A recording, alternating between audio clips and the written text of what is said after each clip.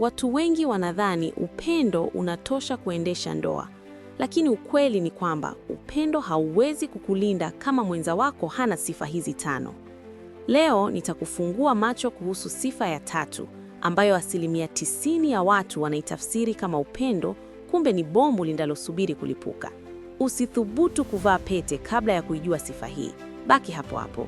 Kabla hatujazama ndani zaidi, usisahau kulike, kusubscribe na kuwasha kengele ili usiwe unapitwa na haya maarifa kila siku. Tayari? Asante, twende kazi. Sifa ya kwanza, akili ya kihisia na udhibiti wa hasira, emotional intelligence. Hii ndiyo nguzo ya kwanza. Usioe au kuolewa na mtu ambaye hajui namna ya kudhibiti hisia zake, hasa hasira. Katika maisha ya ndoa, changamoto haziepukiki. Utachelewa kurudi, utasahau kitu fulani, au mtagongana kifikra. Mtu asiye na emotional intelligence au EQ hawezi kutatua tatizo bila kukuadhibu. Je, akikasirika anakaa kimya wiki nzima? Je, anatumia maneno ya kashfa yanayovunja utu wako? Au labda ni mtu ambaye hawezi kuomba msamaha hata akijua amekosea? Maisha yako yatakuwa kama unatembea juu ya maganda ya mayai, walking on eggshells. Utaishi kwa hofu ya kumuudhi, na mwisho wa siku utapoteza nafsi yako, identity, ili mradi tu yeye asikasirike. Ndoa bila amani ya hisia ni gereza lenye kuta za dhahabu. Sifa ya pili, mtazamo na nidhamu ya kifedha, financial compatibility. Wataalamu wa saikolojia wanasema sababu namba 1 ya talaka duniani sio usaliti, bali ni migogoro ya kifedha. Huwezi kuishi na mtu ambaye hamuendani kwenye matumizi ya fedha. Kama wewe ni mwekaji akiba, saver, na mwenza wako ni mtumiaji ovyo, spender, kila senti mtakayopata itakuwa chanzo cha vita. Kabla hamjaoana, mzungumzie madeni. Je, ana madeni gani ya nyuma? Je, anaamini kwenye kuwekeza au anaamini katika kula maisha leo kwa sababu kesho haijulikani? Ndoa inahitaji uchumi imara ili kulea watoto na kupata maendeleo.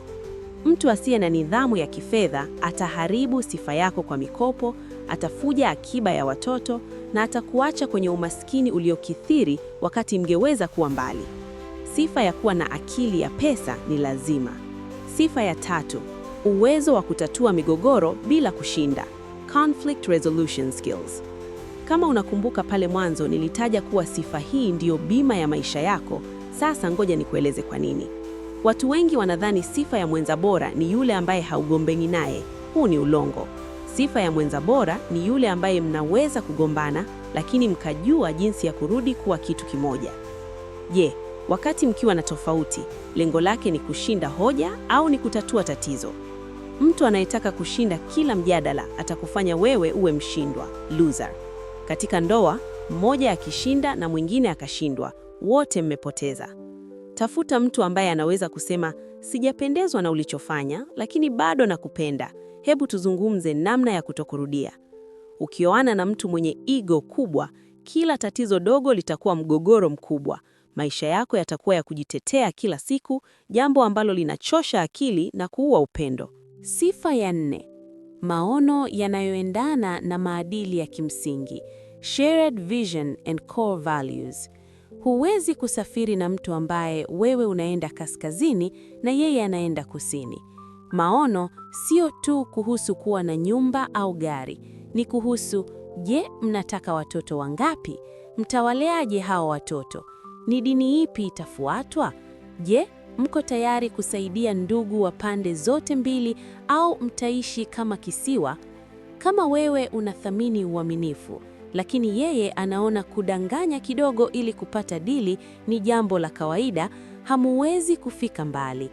Maadili, values, ndiyo yanayoshikilia ndoa wakati hisia za mahaba au romance zinapopoa.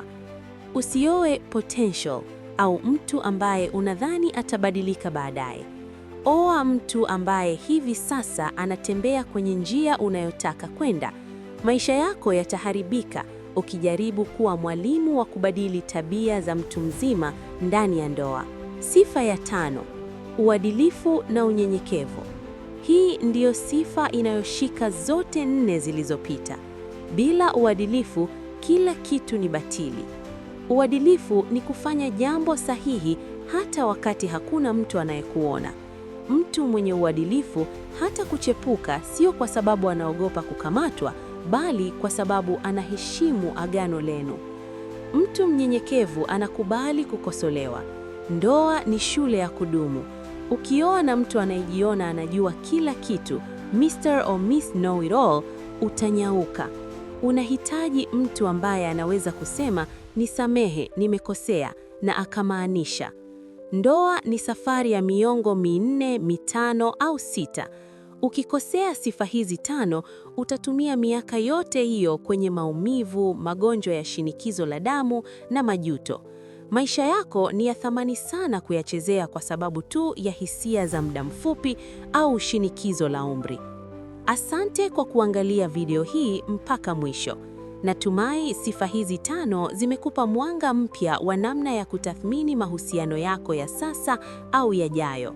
Kumbuka, ni bora uwe peke yako kwa muda mrefu ukingoja mtu sahihi kuliko kuwa na mtu asiye sahihi ambaye ataharibu hatima yako. Destiny. Je, ni sifa ipi kati ya hizi 5 unaona ni ngumu zaidi kuipata kwa vijana wa sasa? Niandikie kwenye comment hapo chini. Nasoma comment zote. Na kama huja like video hii, fanya hivyo sasa ili iwafikie watu wengi zaidi na tuokoe ndoa za watu. Mpaka wakati mwingine. Hii ni Fikra Chanya. Ishi kwa akili. Peace.